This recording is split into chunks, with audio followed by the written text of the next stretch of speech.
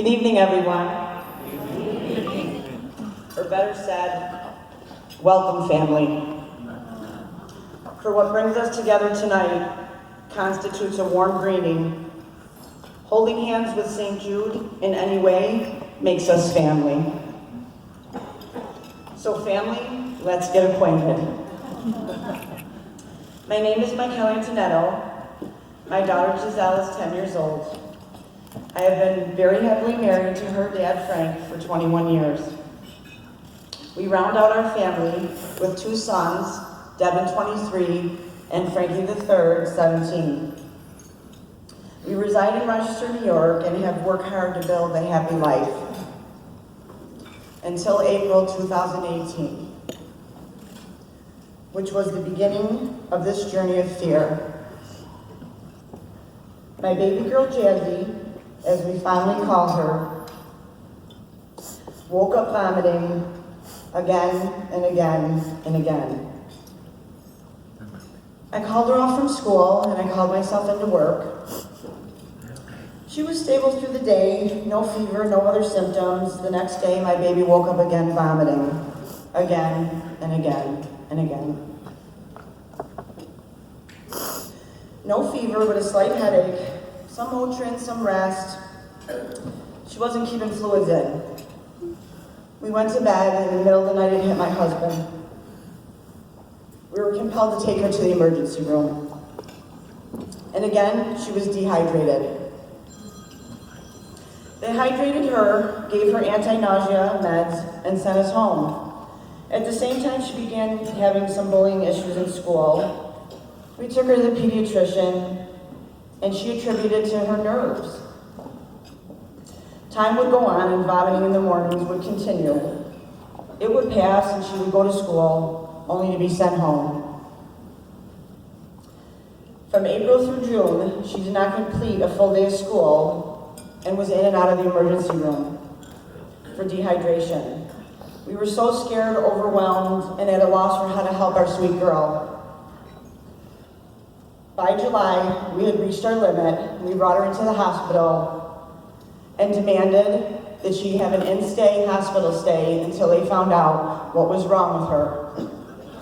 We were convinced there was something wrong with her stomach.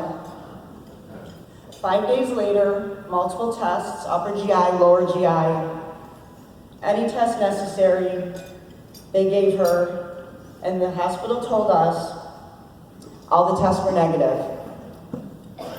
We trusted them like you're supposed to trust the hospital. Just as we began to exhale that she was physically okay, a woman who had headed up the psychiatric children's unit at our hospital walked in the door.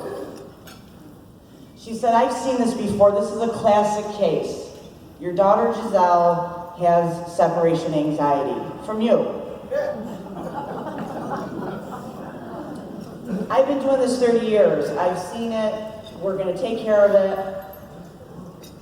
I said to myself, 10 years old, happy, playful, energetic, active, independent, anxiety? Like that equals fear. That wasn't my baby girl. I don't know what she could have been afraid of. And how am I going to help her? Well, through therapy, as we began. Through the summer, we began therapy 2 times a week. I was devastated for a diagnosis since I have anxiety disorder myself. It runs in our family, and God, is that what you want to pass down to your child? As we continued through therapy, I just knew that something wasn't right. Through July and August, same symptoms of vomiting, scared to walk around, reverting into herself. She was just acting different. It wasn't my Giselle. School started in September. The therapist gave her some tools to cope, and she made it very clear that Jazzy was not to come home from school. If she vomited in school, she could not come home to see mom. That's what she wanted because of her anxiety. So she would go to school, cry every morning, vomiting, go to school, vomit in school, go to the nurse's office. They would have her brush her teeth and send her back to class. By this time, I knew there was something serious going on, and I retired from my job to take care of her. I knew that Jazzy needed me full-time. It would be hard, but that's what I needed to do.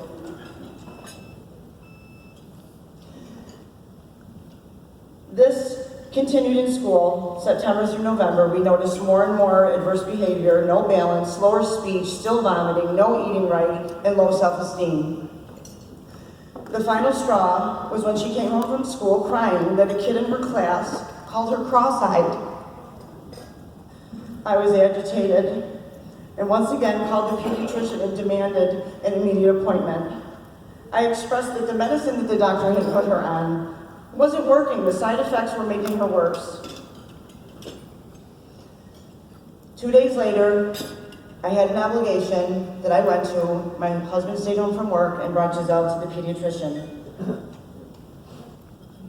A few hours later, he reached out to me and told me that the doctor had sent him to the hospital.